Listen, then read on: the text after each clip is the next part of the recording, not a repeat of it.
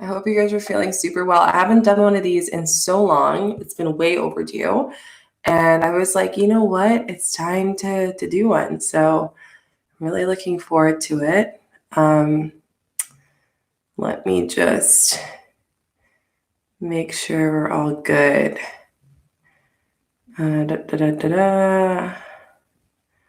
Sorry, guys. Just making sure everyone's good to go here. Perfect. Awesome. I'm like scrolling down as I talk to you guys to make sure we're all good. Okay. Hey, how are you? Hello, hello. Astrology. I will be doing a live tomorrow at 1 p.m. Eastern time on a Q&A style. So you can ask me about astrology. That would be actually a really good live. So I will do that for sure, Miss Trading Japan. Today we're going to be going over social media, which I'm super excited with Montelle B. So I'm just actually going to invite her to our chat. I'm so excited to do this. It's been a while. Hello, hello. Hey, how's it going? How are you? I am good. How are you? I'm good. I just wanted to make sure the sound was good to go for our YouTube because I'm recording it on YouTube too as a live. So if people want to go back and ask questions or see things, they can go on my channel and I'll put your stuff there too. Cool. Can they hear me okay though? Yeah, I have the mic right up connected to our phone, so we're good. Yeah, we're good to go. How are you? How's your day? Good. It's been busy. I got back from camping and just coming back from completely disconnected to now fully connected is an adjustment. So today is kind of things feel normal, but yeah. And I already booked my second camping trip because it's just so different. You probably know as well, being on social media so often, it can get exhausting sometimes. So it's good to take a break in between. It also reminds you how much you like it too. You know what I mean? I feel like you go back to it feeling refreshed, which is always nice. Yeah, I love taking time off. I always have a social detox. I said I'm aiming to do it at least once a week. Nice. Obviously right now it's a bit difficult to commit to that, but that would be the overall goal. Just because it, like you say, it's nice to unplug and just refresh. And then when you come back, you're just so much more creative and the energy's high as well. So yeah, I'm glad you enjoyed it though. Yeah, it was super. Yeah, I loved it. It was so good. Hopefully, I know with everything going around, we can't travel as much as we want to, but like I said, there's other alternatives such as camping or things that you can do just in your neighborhood that can still give you that travel feel, which is awesome. But I'm super excited for us to talk about just answering any questions and stuff. I do have a few common questions that a few people were asking me that we can talk about. But in the meantime, I guess we can just introduce ourselves. I'll let you introduce yourself first. Okay. So hey everyone, I am Montelle B. So this is actually the second time me and Shika have gone live together. So if we've got anyone that was on the first one, then make sure you say hey. But yeah, I'm Montelle and I help creative entrepreneurs and leaders to develop their personal brand so that they can create impact and influence online. So I specifically focus on YouTube and Instagram because that's where I started my journey and that's where my passion is. So yeah, I'm just really helping people do that. And I connected Shika because I love everything what she's about with the conscious creation, and that's something that I'm also passionate about as well. And especially when it comes to building an online, I want to teach people how to do it consciously and not feel like you're always on a hamster wheel with social media, and just really enjoying it as well, because you have to remember that this is a place for us to be creative. So if you're feeling anything other than creative, or if you're constantly burnt out, then there's something that needs fixing there. Yeah. So yeah, that's a bit about me and my story. So yeah. Yeah, she's amazing. It was funny because we connected when I went to Bali ages ago, and I've always had her in the back of my head being I need to reach out, and then once I noticed you were also in the social media space, I was oh my gosh, we can definitely connect and chat, and there's so much in common I was super excited for. So I'm so happy that we got to do another live, and hopefully we get to do more in the future as well. But yeah, I'm super excited just to deep dive in it. For you guys who don't know me, I'm Shika. I usually do cacao chit chats every Friday, well, Monday to Friday at 1 p.m. Eastern time. So 6 p.m. your time in England, I believe. Yeah, or is it? Yeah, about 6 p.m. your time. And it's really just like chit chats about various things. Usually people who know me, if you always watch my lives and stuff, I usually talk about things from astrology to consciousness to manifestation, law of attraction.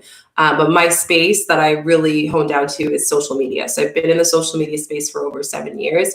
I started in the fashion industry, nonprofit, and then I've transitioned into my personal brand. I love it. And now that I have so much love for it and so much experience, I'm now just serving people in the conscious space. So I specifically work with people in wellness, spirituality, healers, coaches, mentors, all that type of stuff, but specifically those who are on consciousness. So that's kind of the built of what I do. I also own a tour called Blog It for content creators to come together across North America. And we have a tour every year. So yeah, that's a bit about me. And I'm so excited to answer your questions. I think we just got a question here from one of your followers. They said, you said last live that you put that you're a coach before you started. How did you actually start coaching after you were put that in your bio? That's a great question. Yeah. Okay, so yesterday in my live, I went on kind of a rant at the end, and I was just basically saying how with me, I always start before I'm ready with whatever it is that I want to do. When I went on my first solo trip, I booked it, and then I was like, okay, I'm going to have to do this now. And then it was the same when I wanted to be a coach as well. I kind of just put it out there into the universe that I am a coach, and I really embodied that. And then that's when I started to actually become a coach, because I was getting that experience in. So to answer your question, I started off coaching doing a lot for free. So I was just really wanting to build up my experience. So I was working with people on a one-on-one basis. I was working with friends. I was working with people that like acquaintances, people that I kind of knew, but I knew they needed help. And it also helped that I was doing a lot of volunteering in schools as well. So I definitely had that experience, but I 100% put that I was a coach in my bio. I told people that I was a coach before I was getting paid for it, just because, like I say, I was putting it out there that this is who I am.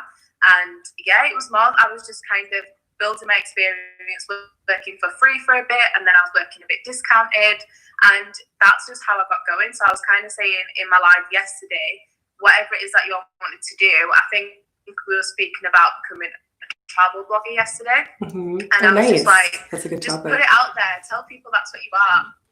Yeah, I think that's I said that's a great topic, like travel blogging, because that's kind of the niche that I jumped into. And I feel like there's so much opportunity, especially because you said that you're also in YouTube. Video is such a valuable piece of content online that you can actually easily make so much in that space.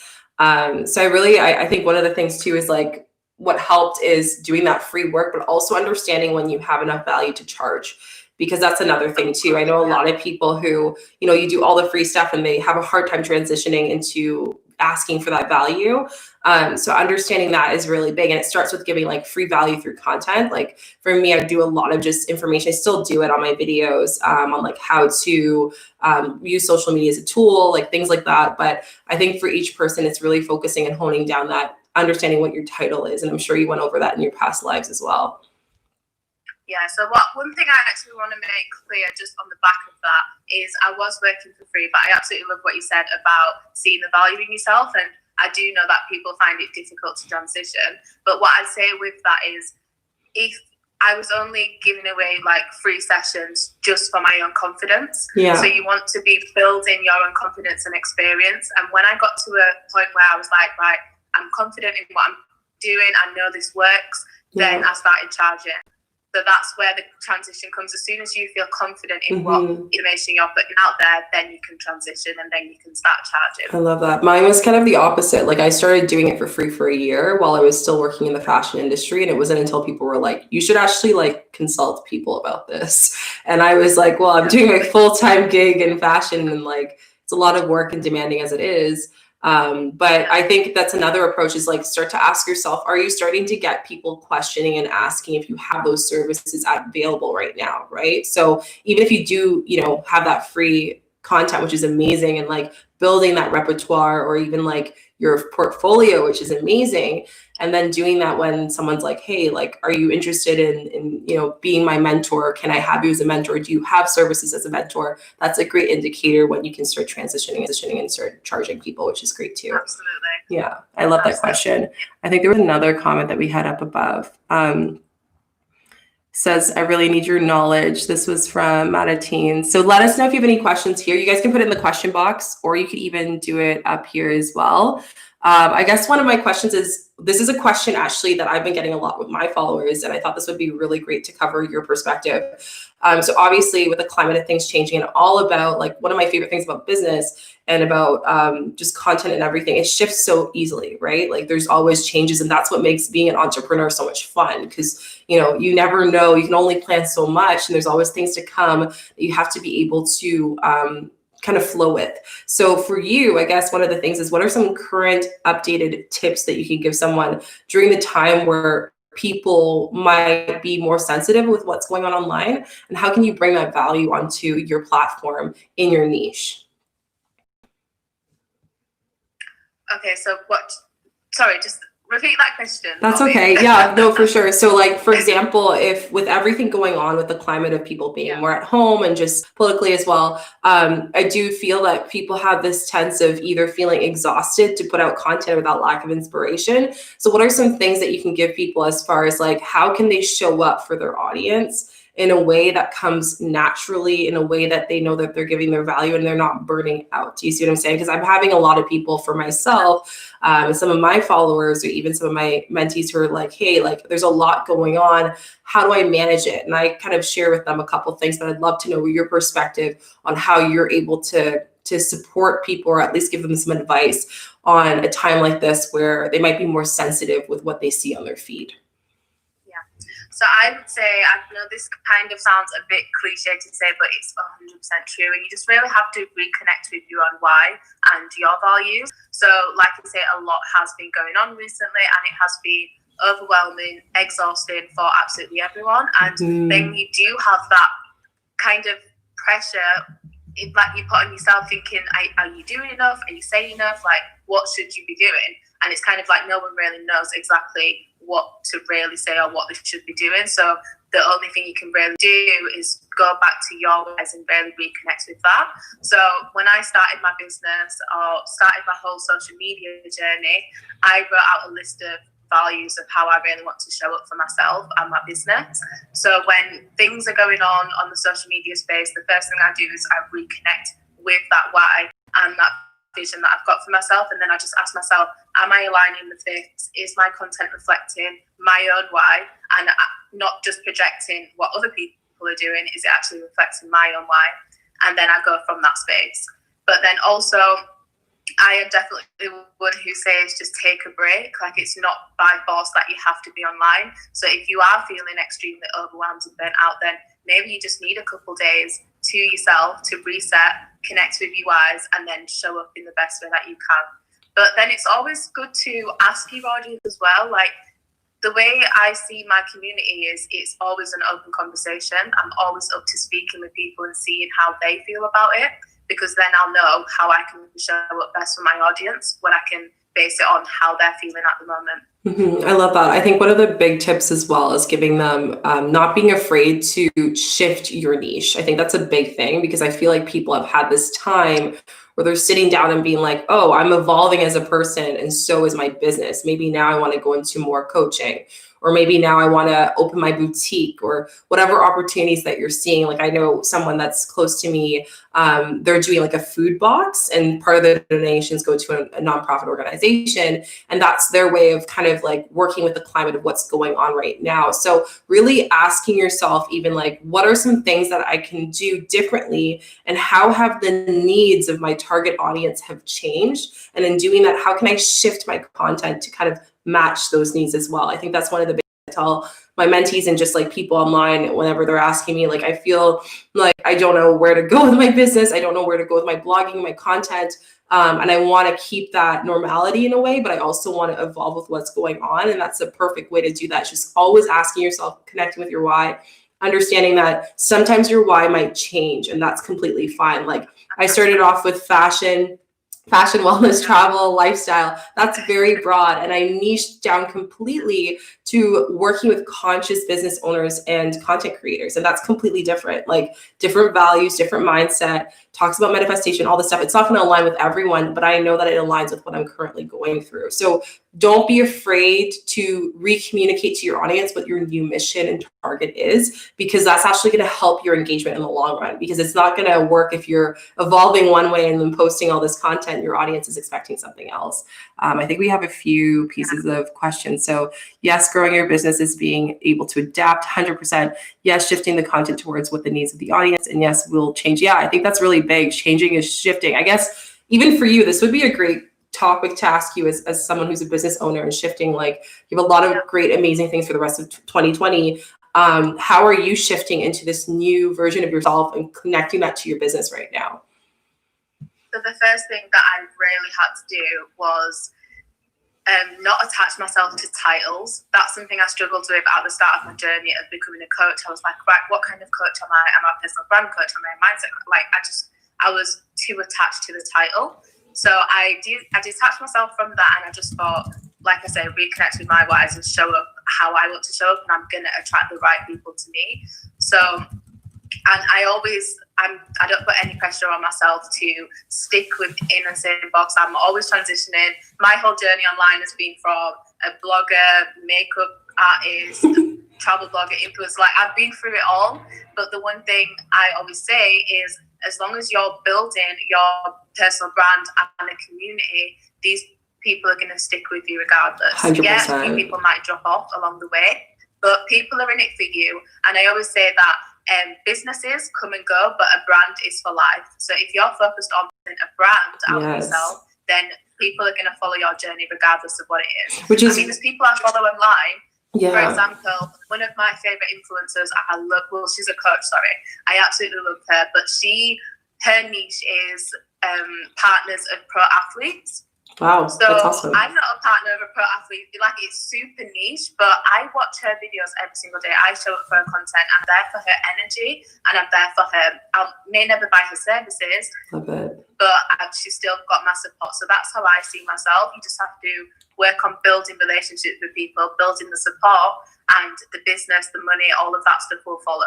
I love that. I think one of the biggest things too is, like, I love how you said build a brand, and we see that with some of the influencers already. Like, think about like people such as bigger names like the Content Bug and various people that halfway through they changed their brand into their name, and that's because they noticed that they were evolving. They can't just keep changing their username to follow something that's going to continuously change for the rest of their brand, right? So kind of work towards, how are you a personal brand? Like, even if you have a product or whatever, at the end of the day, someone wants to know who's behind it.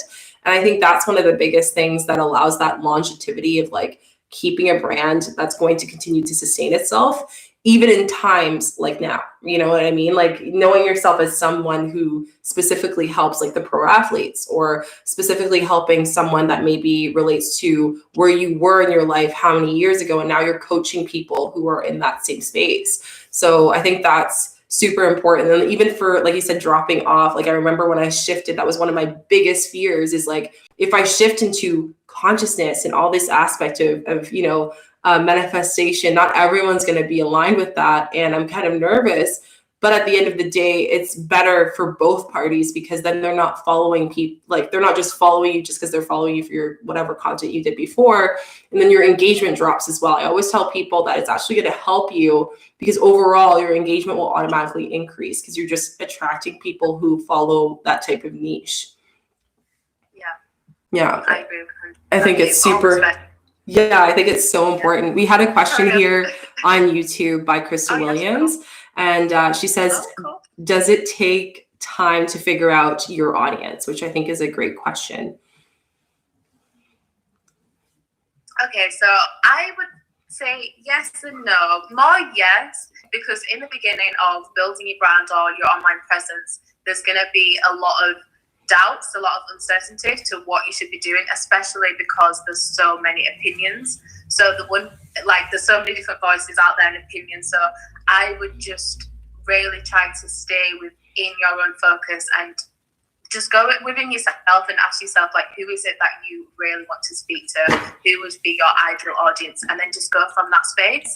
And also, I'd say, I can't even talk. Don't get too caught up in like really niching down in the beginning. I know it's so necessary to do that, but I feel like that's what keeps people stuck, feeling like they just don't know what niche to go for, so they choose a niche and then it's not right. I would just say show up as you, and then the right people will start to like magnetize and come to you, and then you can start to decide, right, these are the people that I'm serving right now, so this is my niche. But in the beginning, the best thing to do is just to start putting yourself out there, and everything else will start to figure itself out. The thing too is, like, if you know what you want to focus on at the beginning, niching down will happen naturally. Like, it's going to happen automatically. And I've heard that some people, like, they're focusing to, let's just say, the millennial, female, young professional, and then they find out that there's also older, like, moms who, you know, have 5 kids that are also interested in what they're doing, right? So don't necessarily, when you're starting out, I think one of my biggest tips is don't try to niche down too much, because you might be not considering a certain audience that is genuinely interested in what you have to offer. Kind of just put your content out there and just be aware of who is listening to it and tweak it along the way. Now it's gotten to the point, and I'm sure for you too, that you just know your audience right off the bat. You know what piece of content or even what product, if you're an influencer or content creator, you see a brand that wants to collaborate with you, I always tell people, use your yes, like, very limitedly, because it's so important for you to make sure that you are aligned energetically with that brand.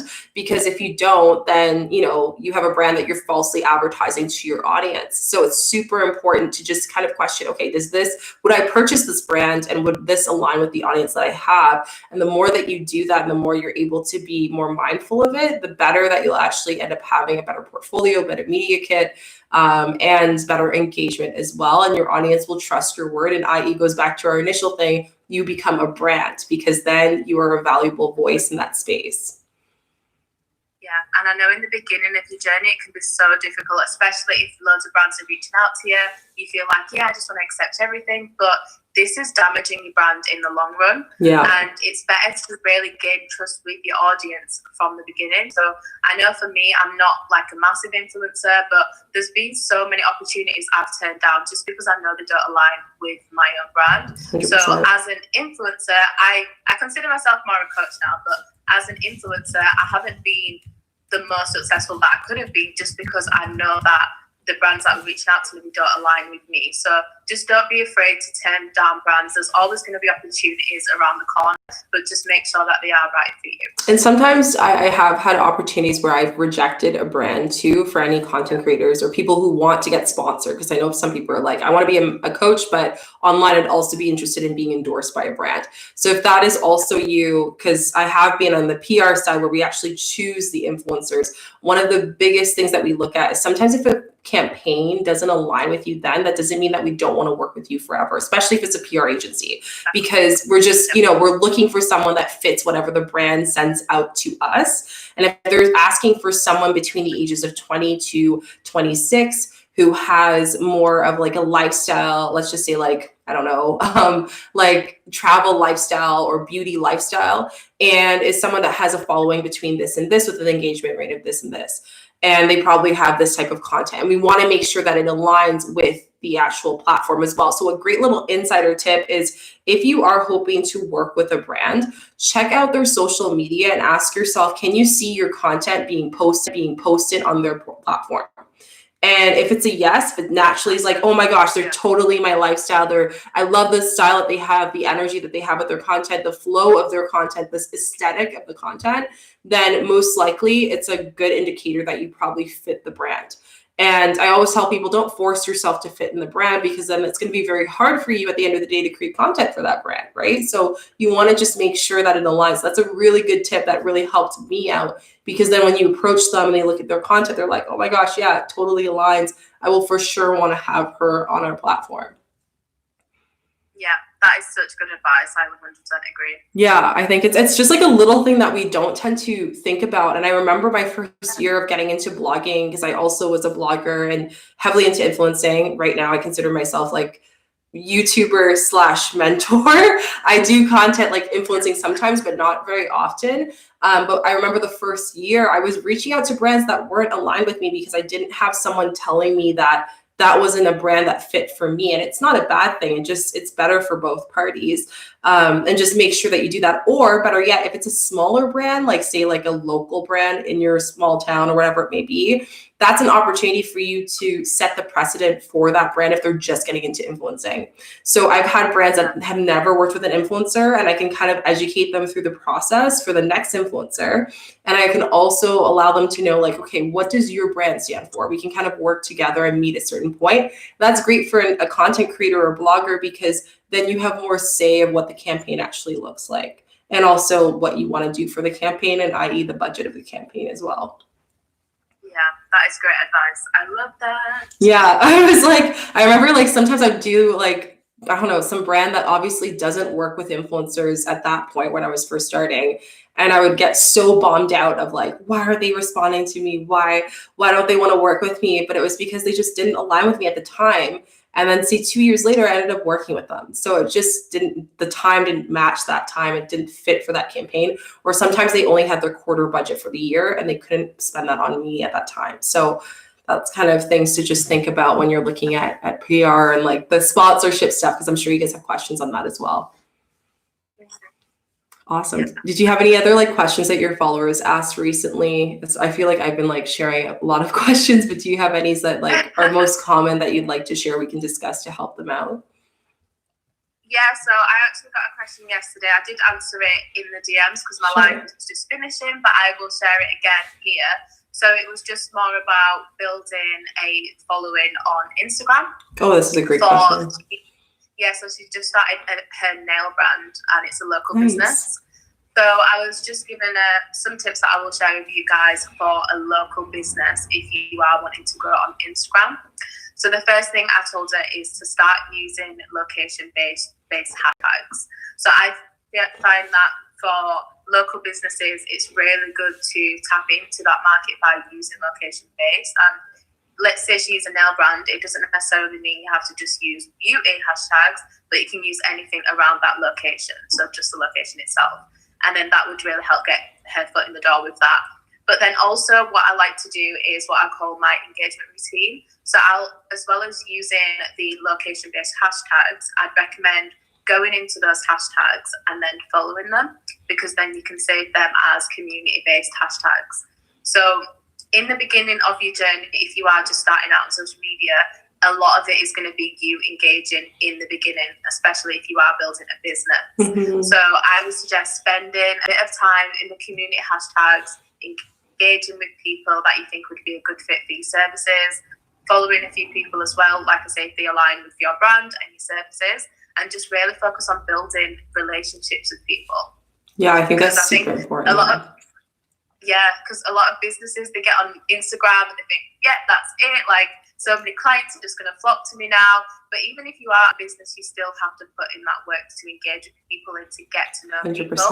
And even if you're not a face of the brand as well. So I know I deal with a lot of personal branding. So the clients I get, they want the face out there. They want to build a brand. But then there's people who are businesses and let's say they're not really the face of that brand. It's still important for you to be building relationships with people on your Instagram. I think that's really key. I think it's so important because people just expect for them to come in. And the best way of explaining it is like social media, like Instagram, all these platforms are a social space, right? So it's all on the basis of how much you're socializing on the platform that's going to optimize your engagement of overall, right? It's that kind of simple in that way. Now, as far as maximizing, I guess coming from someone who's been on it for a while, and I get the question of people saying, okay, I've hit a plateau, I don't know what's going on. that's usually when I find a lot of people just kind of get comfortable with where they are with their following, and they forget about the people that are following, and they work so hard on the people that aren't following them and trying to get those followers coming in, right? So ask yourself, and it's hard to balance, because you're like, I want to grow, but I also don't want to forget about the people who are engaging and commenting on my pictures. So one of my best things that I love to do is like simple things of polls, which I love, and even just messaging my audiences. I'm like the DM queen. That is my thing. I love doing it. Yeah. I just love DMing. It's a huge thing for me. And the reason why is because there's something so personal about that, especially if you're just starting out as an account. That's a great opportunity for you, because it doesn't take as much time as someone who has like 100,000 or more than that, right? Of a whole bunch of DMs.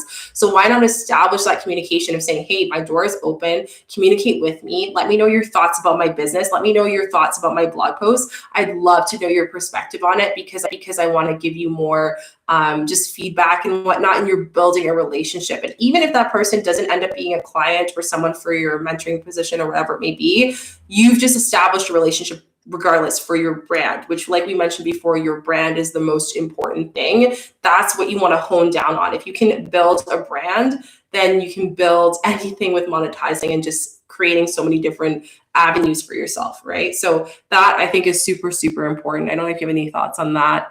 I'm mentioning, I'm just like building brands. I 100% agree. I am like the DM queen as well. And honestly, it blows people's minds when I say that I DM people. And I'm just like, how are you growing a community if you're not speaking with people? Yeah. So yeah, I am 100% DM queen. Everyone that follows me, I'm sending them a DM, just like welcoming them into the community. I'll either send a voice note or I'll send like a video message. And the responses I get from that, people are just blown away that I've actually took the time to send them a message. And 100%. To me, it's nothing. Yeah. Like, that's just what I do. And I'm going to probably, go ahead.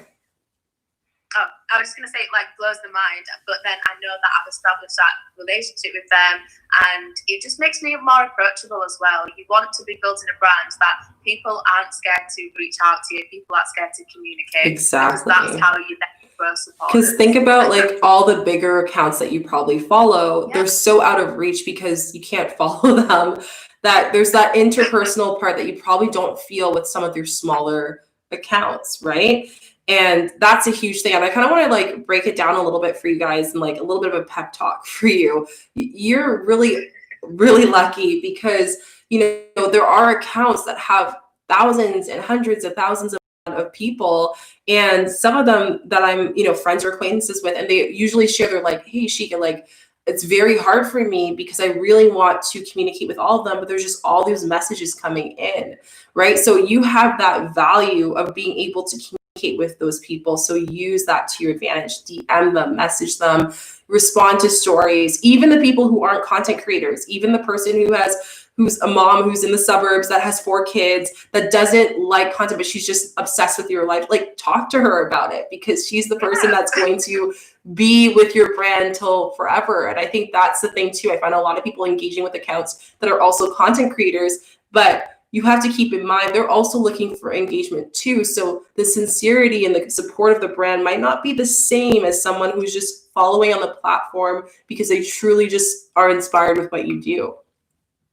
Yeah, I love that. And that's actually one thing that I had to come to the realization of myself, is that my other influencers, other creators online, they're not my audience. So it's like, yeah, they may watch all my stories and stuff, but they are not my audience. My audience are the people with no followers. They've got no DP.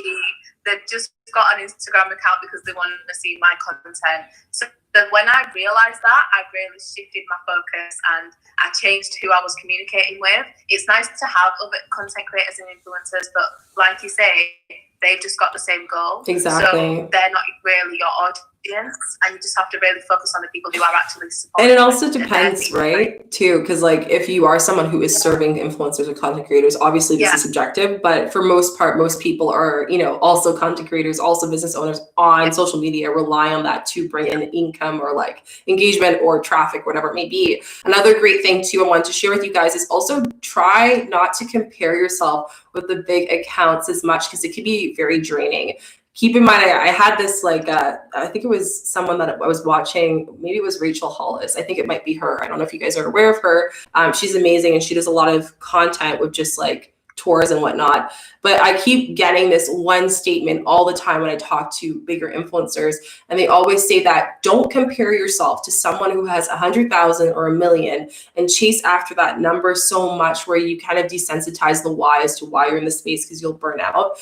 And the reason why is because they have a team. Like they have a team of 5 people that are creating their content for them, editing it for them, doing all those things. So is it fair for you to communicate it with it if you're just one person in the house creating your whole brand, right? So take that into consideration. If I reach out to someone being a PR agency and I want to, you know, have someone as an influencer, I'm talking to their manager. I'm not even talking to them directly, right? So you have to keep that in mind. If someone is a bigger account, most likely they have the funds and the resources to have 4 people on their team, as opposed to you that's starting out. So take advantage of that time that you have, especially even now, where you can communicate with people and build that relationship. So then when you do build and you do expand and you have a team, then it's still personable, because, you know, you can put your energy in the spaces that you can still create, you know, that interaction, such as lives or Q&As and things like that, I think is very important.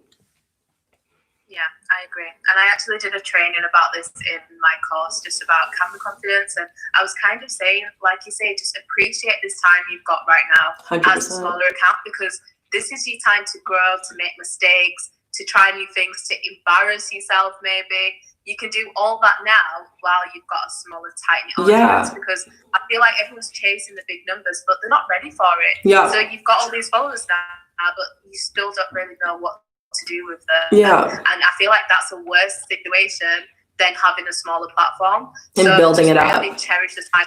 Exactly. Yeah, because like for a lot of people, and I've heard a lot of times too, that influencers end up like starting out and then getting viral with their one video or whatever, and it's so emotionally overwhelming for them, because they're like, they're getting all of these brands that are asking, what's the rate, you know, how can you come in for an interview, be flown into LA, tell us how much you would want for the cost of travel, all this stuff, and you're so not used to it that like you've just gone from 0 to like 1 million really quickly, right? And that is a lot. So build up to that. I know we all want that inspirational time where we're like, oh my God, viral, whatever, but are we actually ready for that? Because with that viralness comes 1 million new people that are going to expect you to be engaging with them. So start small, start building, and start acting as if you have that million already and putting those implementations in. And in doing that, when you do have that number, it's going to allow you to really have that connection with your audience. Then if you end up having a course, if you end up having coaching, if you end up doing an affiliate link, whatever it may be, they're so dedicated to your brand and the authenticity of your brand that they're going to just hop onto supporting you no matter what. And that's kind of what you want to work towards. Yeah, 100%. Yeah, I think that's so key. I think we had a question here. It says, I have a Facebook page. I don't know how to get more views on my page. Can you help me? So yeah, I don't think we've talked a lot about Facebook. I don't know if you use Facebook much. I use it a lot for like lives and groups for all of my like courses and stuff like that. And even like for support groups. I wanted to know for you, what is some advice that you have for Facebook pages? So I could probably learn a thing or two from you, because I've started to get into Facebook a bit more. So I've always used it for Facebook groups. So I'm quite active in some of the groups. I've got my own Facebook page, but I'm in the process of renaming it, and I'm finding it difficult. Like they keep rejecting my name request. Oh, really?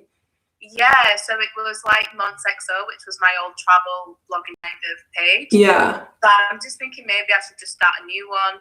It could be, because I had a couple of my mentees that had the same issue, and it was because they changed it so often that they needed like basically proof that you're actually the person. So I would just message Facebook to let them know, because sometimes that could be like a security reason why they're saying no to that. So if you guys are having problems with shifting your name, just a heads up, do message Facebook. They're really quick about it. Even in like right now, they're pretty quick with responding, their team. But as far as Facebook, so there's different ways of using it. I actually go over in my conscious social media course, but I'll give you guys like a small little rundown of it. So the first thing is you can use Facebook specifically for people who have service brands. It's a great place to put support for your audience. So for example, for me, I have a YouTube channel. I actually have a free support group That's the Conscious Souls for Manifestation and Law of Attraction support group. So any people that are interested in law of attraction manifestation, they can go there and they can just meet and have other friends all across the world and talk about things and ask questions, right? Because I know for me, when I was starting that journey, a lot of my friends didn't really understand about that space. So I wanted to connect with people and new friends and create new relationships. So the first way of using and how to build your Facebook group is by creating a support group. Give free value. So that goes back to us with giving free. So if you have a coaching business that you want to create, why don't you start a group with a support group with a bunch of people that can come and actually like just give information, share it, and just give value. And then they could also communicate with other people who are also interested in that topic or coaching as well. So that's the first thing that's really easy to build up your Facebook page. Second thing is lives. A lot of people underestimate lives. They always think like, oh, well, if it's a live, that means that, people have to know, I guess, like how many followers you have, or you need to have 100 followers or 1,000 followers following your page in order for you to have people engaging into it. But keep in mind, Facebook is very personalized. A lot of the people that follow you on Facebook are your friends and family, right? So they're going to be the first ones to hop onto it. And that's just a great way to start as well, just for your engagement. A second amazing thing as well is with Facebook, I really love the fact that you can check and see who's been watching your live as well. That's one of my favorite things. So I go over and just check in and look at the people that did my live, people who commented. I respond to all of them. And more than nothing, at least 80% of the people who joined my first live, even if it's just 4 people, my first one will come back to the other and I can build up on that. So lives are great, for example, launching a course, launching things. Lives are amazing for just like building that connection. If people don't know what your page is about, but you start to get a few followers, just to get them those Q&As, things like that. So I would say lives are 100%. And so our support groups are so effective for your Facebook page. Also ask yourself, what are you posting on your Facebook page? Because if you're a business, you're going to be posting something completely different than an influencer and a blogger. And also understand that every platform, such as Instagram, YouTube, and Facebook, has different content that does well, right? So Facebook is more of an informative base that is based on what you search, right? So it's connected to Google. So that should really give you an idea of what you should be posting that's going to help increase your engagement on Facebook. And again, like I go over that a lot in my courses. I go over that on my free, my like 4-piece social media, how to grow on social media and Instagram. And I build a little bit on overlapping with Pinterest and other things as well on my YouTube channel. So you guys can go check that out. But again, I think Facebook is underlooked a little bit. And I think it's just because people just say, oh, I need to get how many likes on here for people to actually, expand their brand. But I know a lot of people who even have like 200 likes and their business is hard to maintain. Like they have people on wait lists because they've been able to build a lot of like reviews and just good content on there that is effective for their brand. And in doing that, it's just getting word of mouth business, which is really, really great. So hopefully that answers a bit. I don't know if you have anything to share with that as far as like tips and stuff, but those are the most effective ways I feel to use Facebook. Yeah, like I say, with Facebook, I'm just starting to really get into it to use it for business. So I've been live a few times over the past week and they have been going really well. Like the engagement it shocked me at first, but I'm really happy with the engagement, and I'm the same as you. I just sent everyone a DM after who showed up on the live. But yeah, I want to start to use my actual Facebook page more, because I did that on my personal page. And it gets a lot of fun when you start to overlap it with micro advertising, which is something that I teach as well. I don't teach main advertising. It's a different technique. And the reason why is because it's all based on research for your audience. So understanding exactly what your audience wants. And Facebook has great stats that are so accurate that you can overlap on different platforms as well. So once you start doing lives, then you can say, okay, these are working. How can I reach more people that are interested in that? And then that's how you can just naturally start to grow your likes and your page or the people on your page, your Facebook page, and build it up from there. So I think that's kind of like a good question. Thanks for that question with thing on YouTube.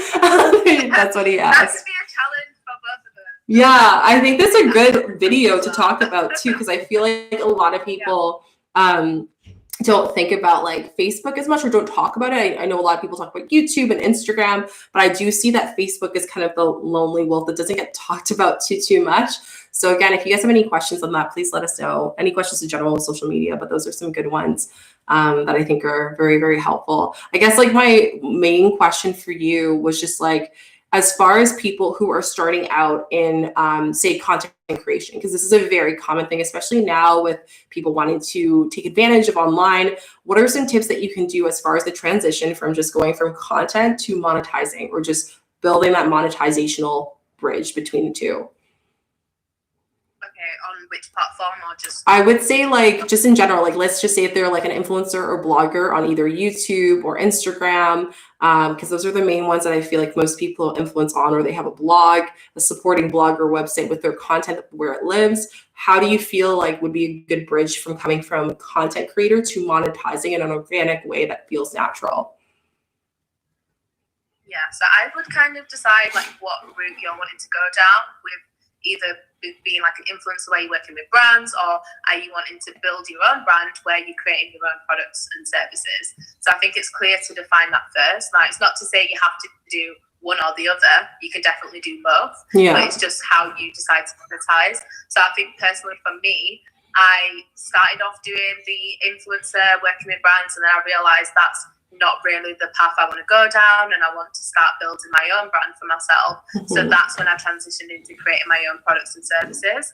And you can honestly get started so easily with creating your own products and services, but you just have to think, what am I good at? What can I package up? What could I sell? So I'd say even if you just start building your email list from now, if you've got the idea that you're wanting to monetize, start by building your email list just so you've got someone to sell to eventually, and you can start by offering free value through an email list just to warm them up, and then start introducing paid services moving forward. But yeah, just think about, what could I offer my audience? What are they interested in right now? How could I make this more valuable so I can transition it from being something that's free on my YouTube channel, on my Instagram page, to something that people will now be paying for. I love that. I think that's another thing as well, is thinking about from a business standpoint and also from a media standpoint, what are some things that you can implement as far as what is your industry don't have? Like, that's one of the things that I looked at. So for me, I noticed that a lot of people weren't speaking about social media the way that I taught it. So and I did notice that people were looking for that specific kind of support. So I filled in the hole. And one of my favorite things that my coach, and he's been coached by Tony Robbins, I love him. He's such an amazing soul. And one of the things he says to me is like, think of yourself as everyone else in your niche as the red marbles, and you want to be that blue marble that it's going to take a little bit longer for everyone to go back and go on that blue side. It's almost like the Terminator or whatever that movie, the red or the blue pill. But if you go on, or what is it called? That I don't know. I don't think it's the Terminator. Yeah, Matrix, not Terminator. Matrix. When he's like blue pill or red pill. So it's like, you want to be, everyone else is the red pill. You want to go to the blue pill, which is the unknown. And yeah, it's going to be harder to get you there. But if you see the demand naturally being there, it's going to allow people to go onto that side. You know what I mean? So like eventually people will slowly come from the red to the blue.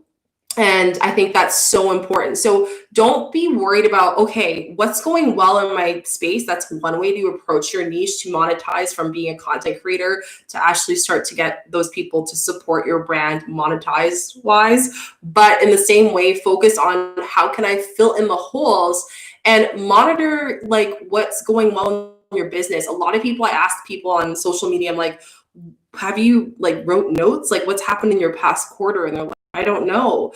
And that's where you have to start thinking as a business, as a content creator. It's great to be creative, but when you're really transitioning to a business standpoint, you have to have also that 50-50 split of thinking of like, how can I fill in the holes? How can I be innovative in my space? How can I build that support? How can I help people? That's one of the biggest questions I always ask myself when I'm shifting my brand. What way can I help people more? And what are some things that are different right now as far as how people want to be helped? And I think that question helps a lot. and it allows you to build, which is funny because we just got a question from Manuel on YouTube saying, how much money can you even make or earn onto social media? That's a great question. It really depends on you. One of the biggest things I would say is try to disperse your ways of income. So don't only focus on one specific thing. Knowledge is like a multi-billion-dollar space to go into.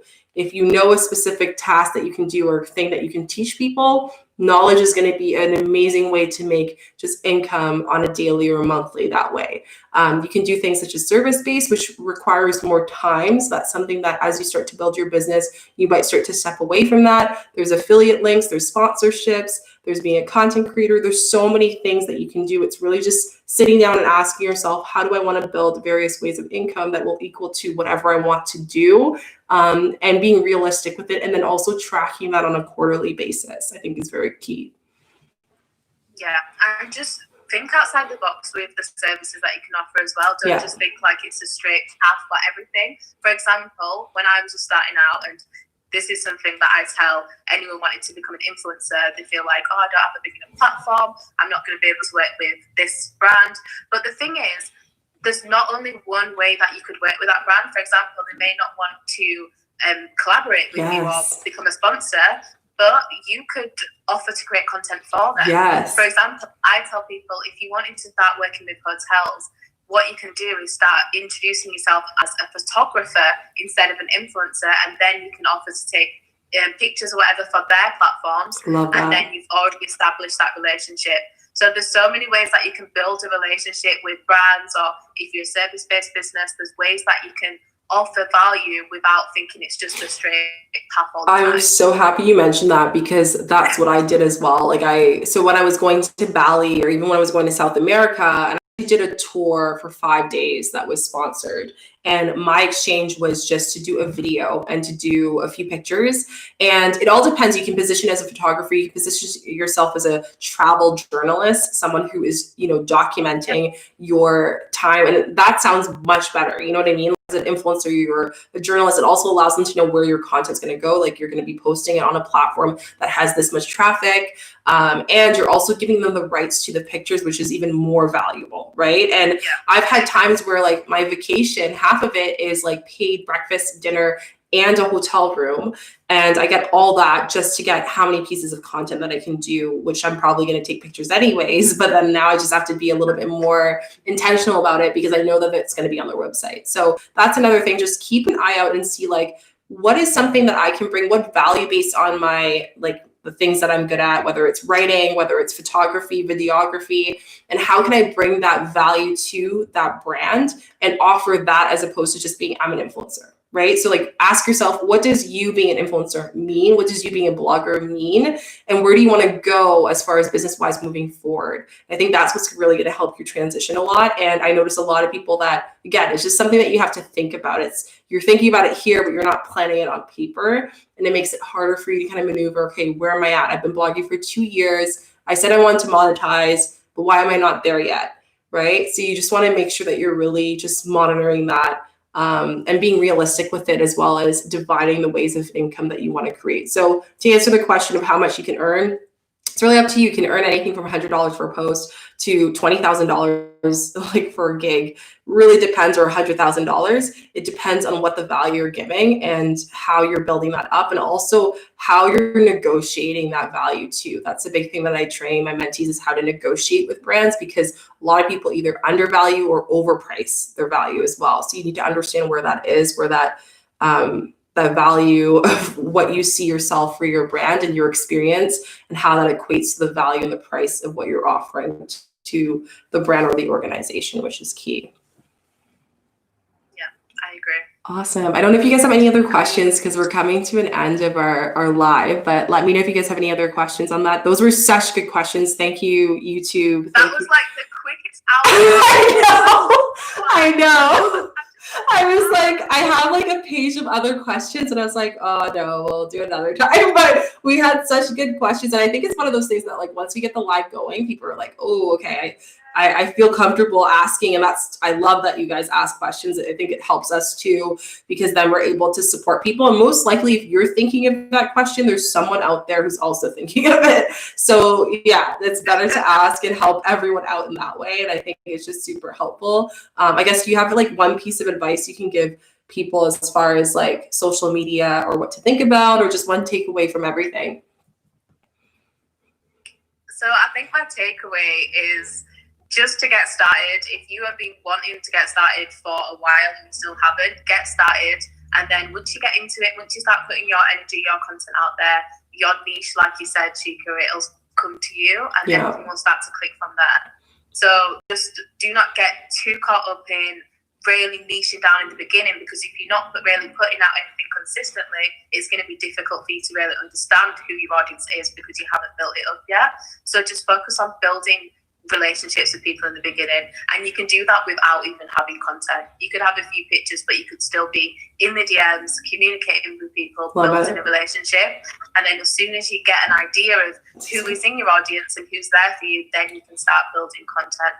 But just make sure it aligns with who you are and your values as well. I love that. So I know that was like a lot of things. No, that was like, that literally like wrapped everything that we said before. And I think the only thing to add to that is just like ask yourself, based on the story of what you've done in general in your life, just like step away from your content for a bit and ask yourself, why did I want to go into social media for me in the first place? Ask yourself that first. Then ask yourself, what value can I give to my audience based on my experience, and how can I help them through that value?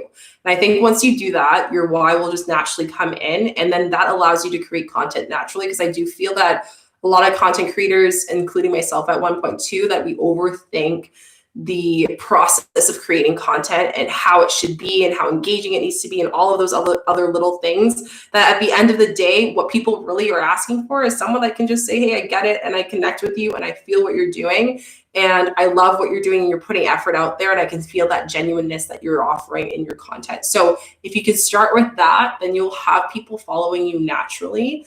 And also give yourself a break. I think that's another thing I want to share here, because it is very time consuming and emotionally consuming as well to be on social media.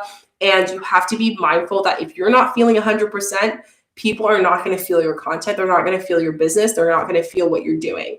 So you need to make sure that you're checking in with yourself. I do a social media detox every single week. I just came back from camping for 3 days, no social media. Like I didn't even have reception at all. And then I came back and I was able to kind of like, okay, what do I want to do? I got some clearness. I'm not saying that you have to go in the middle of a forest for 3 days to get that, but you can just like disconnect and spend time with your loved ones and just be able to come back onto the platform actually loving it, because you don't feel burnt out and you balance yourself. So really balance a lot on this platform so you can really come into the space consciously. And I think that's very key. So yeah, thanks for coming. I'm really happy. We've been wanting to do this for like 3 weeks, but because there's been so much craziness, we're like, let's just do it this week on Tuesday. We'd love if you guys can like message us, let us know if you have any questions. If you have anything at all, please feel free. The door is open. Questions at all on Instagram. Please message us and ask us any questions that you guys have. And yeah, then you can also follow us as well. Where can they follow you? Yeah, so you can follow me over at Montelle B on Instagram and also on YouTube, Montelle B as well. And yeah, they're my main platforms right now. Awesome. Yeah. And then you can follow me on Shika Chica, and it's the same on everything. So shikachica.com, Shika Chica YouTube, Shika Chica on Instagram. And yeah, we're really happy that you guys got to join. Thank you so much. Thank you again. I'm so grateful. We'll hopefully get to do another one again. And thanks guys for joining. The time just goes so quickly. I know. Like, I know. I'm like, how is it an hour already? We'll have to do it again for sure. Yeah, for sure. Bye. Thanks so much. Bye. Thanks guys for joining. I'm so grateful to have you guys here. And oh my God, it was just so much fun. I'm really happy that everything is just kind of going through everything and just answering your questions and having your energy was so much fun. Please feel free to message us. if you have any other questions that we didn't answer. And also, I do have my conscious social media course that you guys can go check it out. I do have that at 25% off. So if you feel called to wanting to learn more about social media and using it consciously online, it is a very great value for that. And there's a lot of great information. I also know Montelle has an amazing program as well that you guys can go check out. If you feel connected with her program as well, you can go check it out. But thank you so much. We'll be back here at 1 p.m. Eastern time tomorrow for another Cacao Chit Chat. I know you guys love them. And for YouTube, make sure you guys give this video a thumbs up, like, and subscribe, as well as put notification bells. I do videos every single day on YouTube. So Instagram, you guys can go on there as well. And yeah, I'll see you guys soon. I'm really, really happy that we got to chat today. I'm really happy that we got to connect. And I'm always so in awe with all of your support that you guys give here. You show up and you give so much value. So I just want to say thank you, thank you, thank you. It means a lot. I will see you guys tomorrow, 1 p.m. Eastern time. I know a lot of you guys were asking, are you doing readings, astrology? Let me know on Instagram if you guys want a specific thing I can cover or Q&A. But we'll be back into talking about just manifestation, law of attraction on YouTube. And then for all you other lovelies that joined in, thank you. It's so nice to see you. Talk about conscious content here, as well as how to live a conscious life. So yeah, that's basically it. Thank you so much, guys. I love you guys so, so much. We'll do another live like this with another social media Q&A really soon. And I'll see you guys soon. Bye.